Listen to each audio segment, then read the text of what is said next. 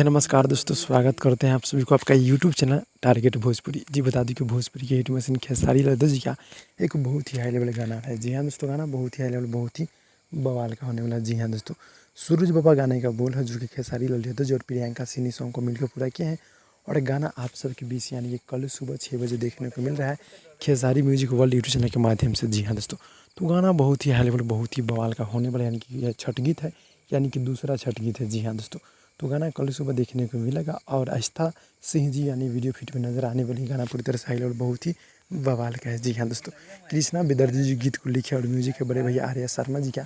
काफ़ी गजब की म्यूजिक आर्या शर्मा जी देते रहते हैं। जी हाँ दोस्तों, तो गाना कल सुबह 6 बजे भोरे भोरे देखने को मिलेगा। आप सब तैयार हो जाएगा।